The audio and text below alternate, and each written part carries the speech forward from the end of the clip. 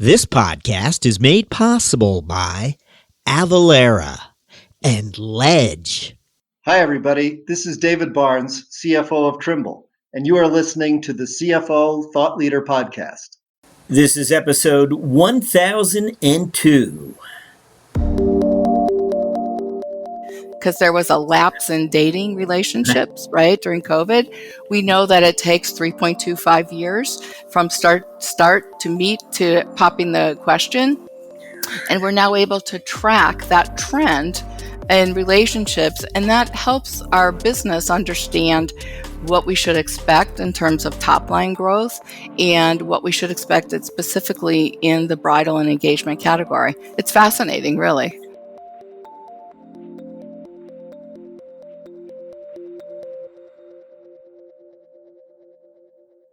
Hi, it's Jack. On today's show, we welcome back CFO Joan Hilson of Signet Jewelers Limited. When David's Bridal, a New York City staple, filed for bankruptcy in 2018, Joan Hilson was at the helm as CFO. The experience was a crucible, teaching Hilson invaluable lessons in crisis management and strategic pivoting. This challenging chapter, just one of many, is what led us to welcome back CFO Joan Hilson to CFO Thought Leader. On today's episode, CFO and Chief Strategy Officer for Signet Jewelers, Joan Hilson. She joins us after this. This episode is presented by Avalara. That's the sound of not worrying about sales tax compliance. Because when you automate it with Avalara, you don't have to worry about collecting sales tax or tracking who and what is tax exempt. With Avalara, you don't even have to worry about new tax laws and regulations. Avalara does it for you. If your business sells internationally, Avalara has you covered with cross-border tax compliance solutions. And when it comes time to file tax returns, Avalara automatically takes care of that too, giving you one less thing to worry about. Avalara has managed billions of sales for small, mid-size, and enterprise businesses and seamlessly works with your current sales, e-commerce, and accounting platforms. Take the worry out of tax compliance with Avalara. Learn more at avalara.com. That's AVALARA.com.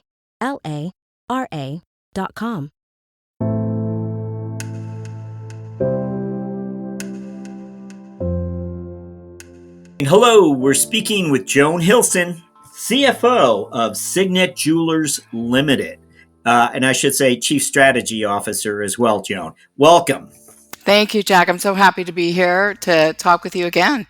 Yeah, I know. We are welcoming Joan back. And for those who might have missed it, it was episode 775. And I mentioned that because we covered Joan's career, the span of it. We got very specific with the different roles that she had played, and it's a wonderful volume, but I don't want to rehash that, Joan. I would much rather talk to you about other aspects of your career. But for those, don't miss episode 775. It's really a wonderful standalone volume on growing a career in finance. But, Joan, what I was hoping to talk to you about on this episode is your emergence as a strategic leader. Can you tell us, when you think back, where were you when, strategy first became part of your world or thinking about it? Great. So when I was, progressing through my financial career, I always looked to add skill sets to my toolbox. And merchandise planning, you mentioned, Jack, inventory planning, and strategy planning dated back to my Victoria's Secret days, where I played an integral role with the leadership team in bringing forward opportunities, more so at that time from a financial perspective, financial strategies. And then as I became more ingrained in working with the merchants, with the sourcing teams, with the technology teams on how we can better bring product better being processed to our customers. I'd say that was born, way back when. And now when I had transitioned to American Eagle as an example, we launched new businesses there. We launched Aerie. We launched a men's underwear business. We tried a kids business. So I think strategy just became part of my skill set. And I'd say at David's Bridal, I was responsible for strategy there. And we, right set the fleet. We looked strategically from a customer perspective where we needed to be. And it's just really assessing from a 360 perspective where we can best position our company and serve customers. Because if you're serving customers, your company is winning. And, that's the slant that I, put on that. So when I came over to Signet, we had such opportunity to improve the health of our balance sheet. And that was a financial strategy. Then as we were progressing through our transformation, I took on the full assignment for leading the strategic efforts of our business. And that's really looking for areas of the business where you see green shoots, where you see opportunities, have the courage to pivot and tell the team, this one's really not working. Let's divert our resources over here to something that is working. And, I think, Signet is on that journey right now. And as I grew with strategy, I also took on the role of services. And services really gave me a 360 view of the customer, because it's from merchandise purchase to really helping our customer keep their jewelry in good repair, and so they can enjoy it. And so there's just so many ways to show your interest in strategy, show your skill set. And it's really by understanding your business and understanding customer needs and where you see opportunities in any role you serve in the business. When you identify customer needs, very often it's the data, or you're looking into the customer experience in some way and you're able to see something. And finance executives have these lines of sight today, perhaps, which they didn't have 20 years ago. Am I right about that? And can you, it's like your strategy career grew as your visibility into the business grew. How's that? Is that a good way of looking at it? That's a great way of looking at it, Jack. And we at Signet, I'll use my most recent experience here. We built a data analytic capability within our business. And so we built an enterprise analytics team. We implemented a customer data platform that we now can activate to understand how to, what our customers are most interested in, what's the best time to chat with our customers, and bring to them the product that they need at the time that's most relevant to them and the most relevant product. So data is really driving the journey that we have. So as a finance executive, it's really about bringing this information, the scorecards, the metrics that are telltale signs that the investments that we're making, the strategies that we have in place are effective. And some of them are basic and not sexy, as I'd say, but it's sales. It's the sales equation itself. It's traffic. It's pricing, it's units, it's conversion. But then when you look at the customer side, it's NPS. And both in Signet's situation, our digital NPS and our in-store NPS has increased over time because we've been able to communicate with the customer to understand how they were receiving the environment, the experience, the product that we're providing to them. And we've been able to adjust and pivot to what's most important to them. So I think the data, bringing the data forward to the business in a finance role, in a strategy role, in a business unit leadership role is critical to really understanding what's working and what we can do better. And it's interesting you mentioned NPS. Now, this is a non-financial metric that's been part of your world for quite some time. You go back, I'm sure the retailers had begun to adopt it. Way back when, was it a metric that finance people thought, here's something we can use as well?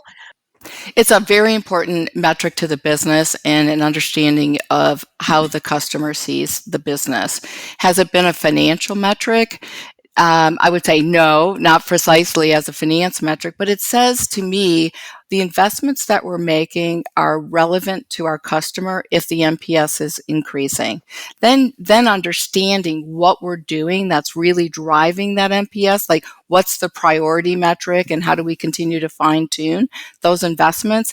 That's how I use that metric to guide us in where the next investment should go.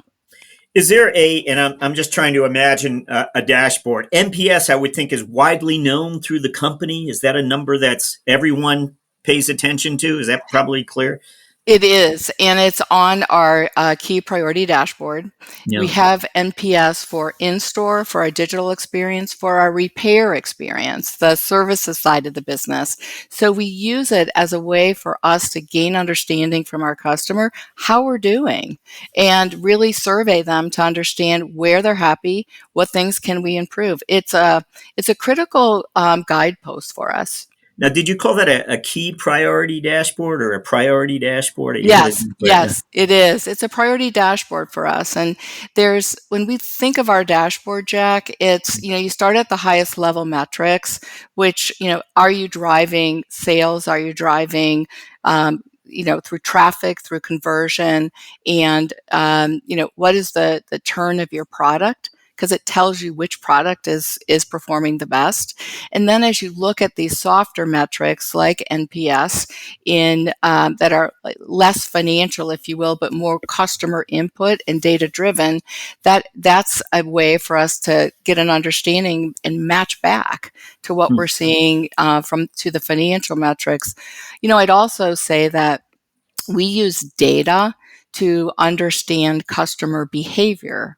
So through our analytics research that I mentioned earlier, we've devised a proprietary research, which in our business, Bridal, is very important. It's 50% of our business. We've leveraged data to understand consumer behavior in couples dating to actually say 45 milestones. If you hit 25 of them, you're more likely to get engaged. And so as we can use our research to understand where couples are progressing in their relationship, we know that if you hit those 25, you're more likely to get engaged. But what's interesting is we can now measure it year over year. So you have to start somewhere. You have to start gathering the data, doing the research. But now what we know is that metric is up 500 basis points to last year. So what that tells us in our critical strategy, as the return of engagements happen after COVID, because there was a lapse in dating relationships, right, during COVID. We know that it takes 3.25 years from start to meet to popping the question.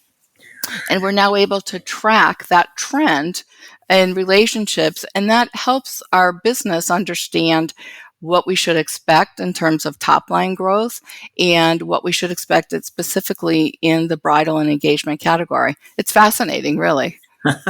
Just how that data sort of came to be, or that metric, that 3.25 metric that maybe, each year you take a close look at to make certain it's not changing or what have you.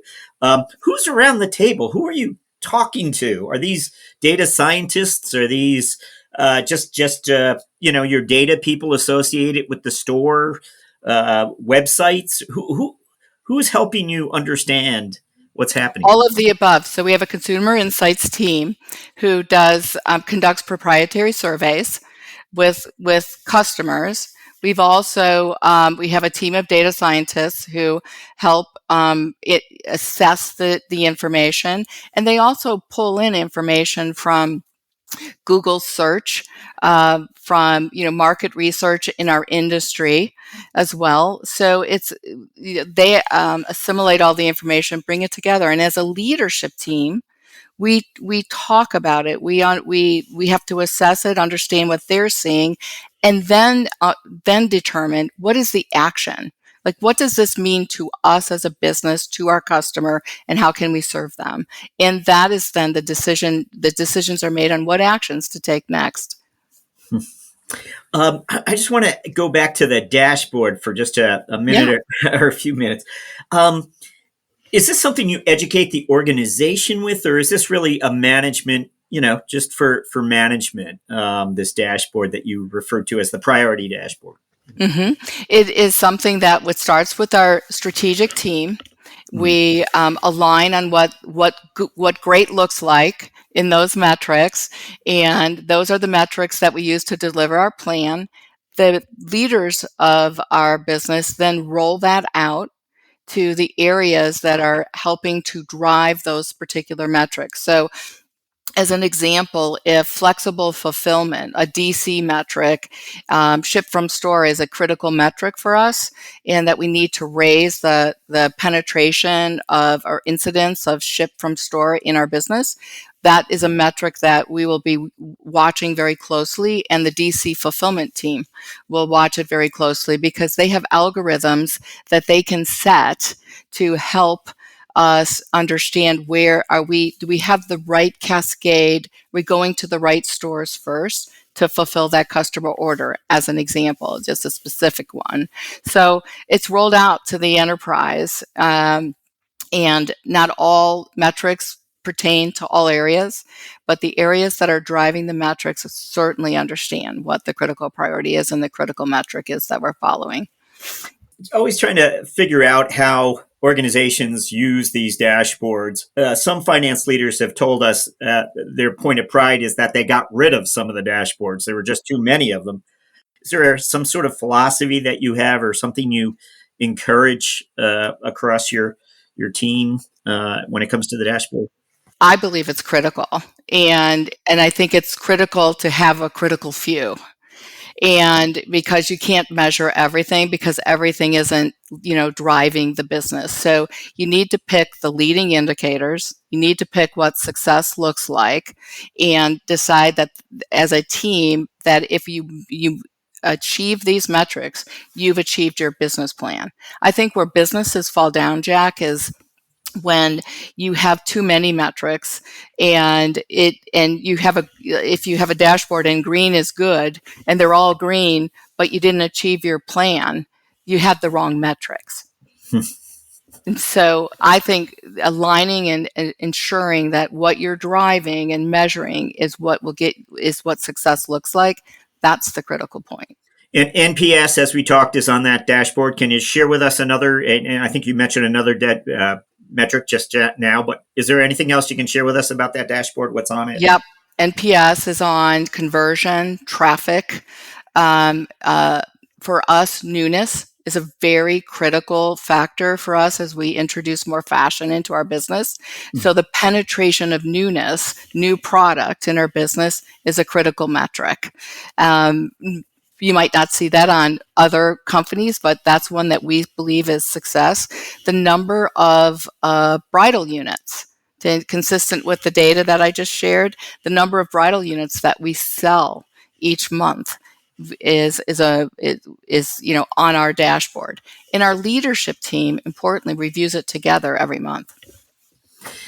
Very interesting. I want to ask you to just go back in time for us. One of the earlier chapters that we just touched on in our last episode with you was David's Bridal, and you were working with a private equity firm there. Mm-hmm. And I thought that was interesting. You made a point of saying, this was the chapter where I got to work with private equity, find out what it was about. And you took that company, I know it went into bankruptcy, a familiar chapter for a lot of retailers. And I don't know how long it was in bankruptcy, but you made it through with the cash management strategies and what have you. Can you reflect a little on having that private equity partner and how that might have changed your CFO mindset or altered it in some way? I don't know. Yeah. What I learned, first off, it was a great experience. We were in bankruptcy for 60 days in and out. And so, it was an important experience to recognize the bankruptcy itself. Was important to recognize that companies and leaders affect the livelihood of their team. and we have to make good decisions and good decisions for all. And so it's a very important responsibility that, I felt while I was going through that with David's Bridal. The PE side, private equity, I was with Clayton, Dublier and Rice, Leonard Green Partners, and I believe that they were very strong business partners with the company to really identify strategic efforts that could really improve the company performance. What I really loved about working with private equity, to the point of dashboards that we were just talking about, is it's very clear and clinical in understanding what performance and what good performance looks like. And I loved the simplicity. There's no gray area, is what you're saying. Mm-mm. They have their metrics, and they are saying this is what success will mean to us. Yeah, that's right. The simplicity of that, but also the partnership and driving the strategy to achieve those metrics. I would also say, and I think I mentioned this in the our last session, is that PE firms are very focused on cash because many of them are, there's a debt that had been put on the books for the investment. And so I think that the focus on cash and really developing that muscle and understanding of how everything interrelates to your working capital efficiencies was something that served me very well. When I came to Signet, we had reset the financing, recognizing how critical having the right capital structure is. And then 4 months later, COVID hit. And we turned right into this cash flow and cash management muscle that really helped save the company in a time of uncertainty.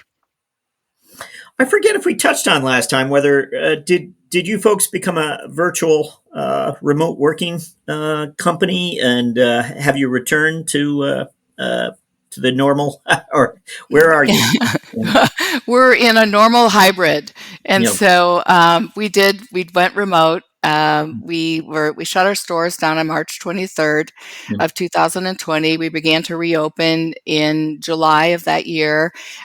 We remained remote for some time, but now we're back working in a hybrid environment, which is very effective for us. Our team, we all learned how to do this in a virtual setting. So my team, and I think the broader company, hasn't missed a beat relative to that.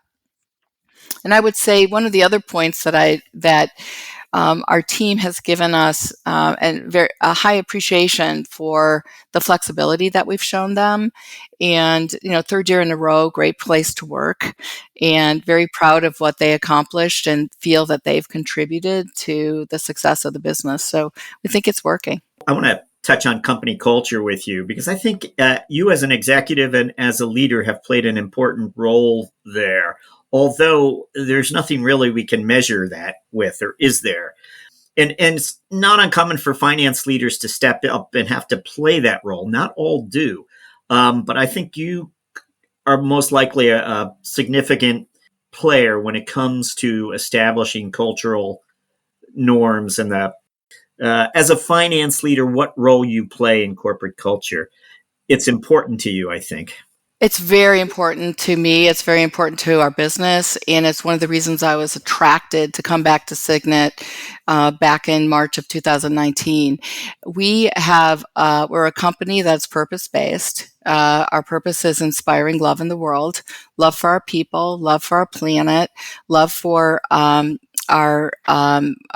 world, right? And love for our communities. And so as a leader in that, this is something we measure. So there is a metric for it. And it is in the engagement surveys that we conduct nearly every year. And our engagement scores have improved as we've married a purpose-based culture of inspiring love and walking the talk with each other, day in, day out. I send out a finance communication every Monday and to my broader team, strategy and services. And we talk about things in the world. So Earth Day was Monday, right? And we talked about the sustainability that's sustainable sourcing that Signet has implemented. Critical. We're industry leaders in sustainability. We have significant efforts within our business to maintain that. Our teams really feel proud that we've taken such a position in that regard. When the Ukraine war broke out, we stopped, taking any diamond source from Russia. That our team is proud of that because they feel that we're doing the right thing in the world. And working it every day and living it every day is a mantra that each leader, and I encourage my team to be caring and giving to each other. We all need grace. At some point in our work week, in our day, we need some grace. And so, be accepting of and supportive of the team around us. And that's the culture we live by. And it's really by walking the talk. To be a strategic leader, you can't do them separately, or you can't be a strategic leader without really not understanding the importance of culture within a company, clearly. Sometimes I think finance leaders might overlook the cultural aspects and seek to become strategic leaders without all the emphasis that needs to be placed on culture. Was there an awakening that you experienced where you realized how culture has a hand in us executing our strategy? Yeah, I would say with regard to that question, Jack, when I think of the transformation that Signet has undertaken from path to brilliance to inspiring brilliance, none of that would have really been as successful without the foundation of a strong culture and of a team environment that people feel proud to work, they feel they're contributing and bring value, and that they are a part of the solution, and they treat everyone with dignity and respect. And I guess the epiphany is when you see that coming together in such a strong way through a strategic process. There isn't one without the other. It's culture, it's strategy, and it's specific initiatives that create this flywheel effect that it doesn't work without the other. And that, I think, just really, as we we're on our journey with Signet, it just became so clear to everyone that we are very protective of what we've created as a leadership team. Our CHRO, Mary Liz Finn, our head of comms, Colleen Rooney, have really driven this through our organization under the leadership, of course, of our CEO, Jenna Drosos, and myself as head of strategy. It is part of our strategy discussions. What's next? What do we need to do? Brilliant University is something we've implemented in our part of our strategy, really helping our team grow as leaders, grow as people, and really understanding more about our business. And so we have our take rate on classes has, improved significantly, and we have significantly more classes. So they're interconnecting, and it doesn't work without having a strong cultural foundation. You know the feeling. A report deadline is looming, and your team is buried in spreadsheets with tasks like bank and payment processor reconciliations, journal entry prep, and cash flow reporting. But what if there was a better way? Ledge automates the tedious work that slows your team down, like high-volume transaction matching, journal entry creation, and even cash flow forecasting. Ledge glues all of your financial data together across your ERP, banks, payment processors, data warehouse, and more, and automates any workflow, no matter how complex or unique to your business. Get real-time cash flow visibility and make cash reporting and forecasting effortless while increasing controls and accuracy. And Ledge requires no IT or R&D resources. Ledge plugs right into your existing stack, so you can get set up in just a few hours. Imagine a world where your team can close the books faster with fewer resources. Imagine audit-ready data all year round. With Ledge, you can finally stop scaling headcount just to keep up with growth. Visit ledge.co. That's ledge.co to learn more about how you can automate your finance operations without the heavy lift. When we began talking, I was asking you to look back in time and try to tell us how you emerged as a strategic leader. And I guess what I'm always looking for are milestones that I can turn around and ask another finance leader. Do you remember ever having this, meeting this goal or achieving this? Was there certain milestones that allowed you to pivot more into strategy? hmm I'd start back with when I was first at Sterling Jewelers in my first tenure there, and we took the company public. It was critical for growth, and that was critical. So having a successful IPO was important to understanding how to grow the company and to do that in a way that we can communicate to shareholders, potential shareholders, that we are, this is our strategy. So that was the first, I think, what that was my first example of it, Jack. I would say jumping in and identifying where you're engaged in business, you see business movers or ways to support growth, because growth is requires significant strategy behind it. So I'd say that was number one. Number two was Victoria's Secret, jumping in with my partners there in driving inventory turn and giving them opportunity to be more creative in a financially sound way was another area that I really feel was defining for me. And then I would say David's Bridal was a defining moment. It was new. It was understanding it, building a new muscle. And it's just being able to jump in and see where the opportunities are and continue to grow. I think strategy is almost in every moment, right? It's not waiting to become the head of strategy. I liked it the way you talked about David Bridal last time, because a lot of finance leaders might have said, that was a difficult chapter, that was a challenging chapter, almost like it's a dark chapter that we shouldn't necessarily talk about. But it seems to me like some of your best lessons came from that chapter as well, is what you like to reflect on. Yeah. It's a learning chapter for sure. But I think every chapter in my career has been a learning chapter in one way or another. Some difficult, some were like, just the real big wins that you're excited about. But I like to take learning from both. And I'd say that was a difficult moment. You had to step up and lead. You had to share with the team what we all needed to do together. And we did. So it brought goodness out of a tough situation. Going in and out of bankruptcy in 60 days was significant, right? And so I love the opportunities that finance leaders are presented every day, because we can bring advice and information, analytics, and guidance and leadership to nearly every circumstance that a company may find itself in, and really look to the future with the company.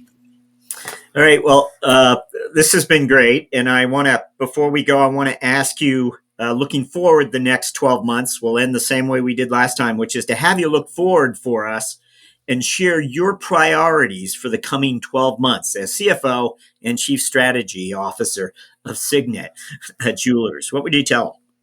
I would say that my priority is growth for the company, and bringing and delivering on our strategic initiatives, which include winning the return of these engagements that we chatted about, and really continuing to drive our company culture in a positive way, because I believe that's the most significant underpinning of growth.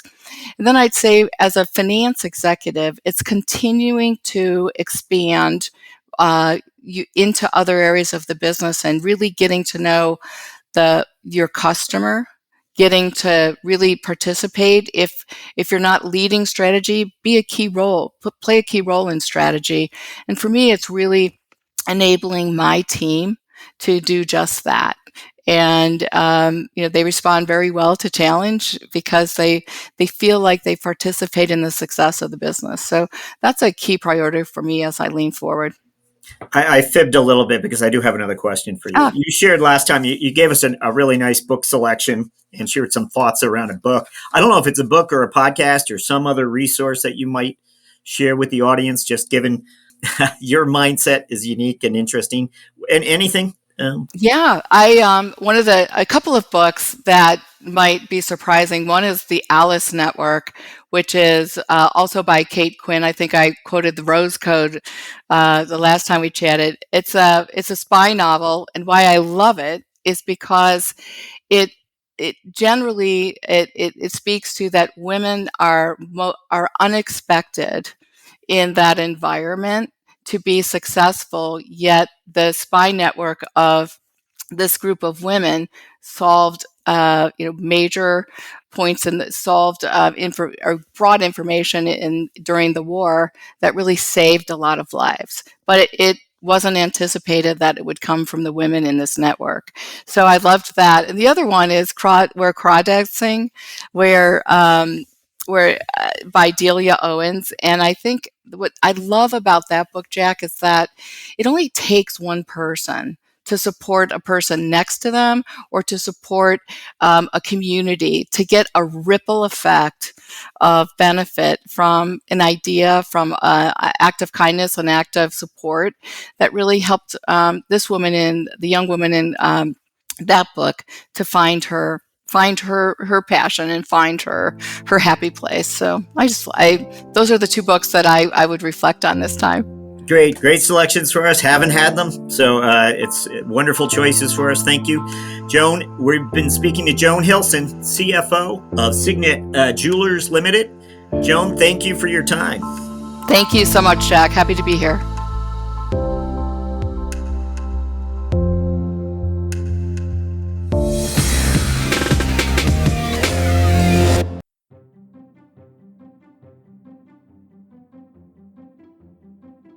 Hello, Thought Leader listeners. We hope 2024 is treating you well. If you haven't already, we hope you'll pay a visit to CFOThoughtLeader.com and go ahead and subscribe to our Mentoring Round newsletter, where we highlight the career lessons and moments of strategic insight shared by our recent CFO guests. Also, LinkedIn users, please go ahead and follow our CFO Thought Leader company page, and you'll be certain not to miss a single Thought Leader video debut. CFO Thought Leader, the #1 thought leadership platform exclusively for and by CFOs. As always, thank you for listening.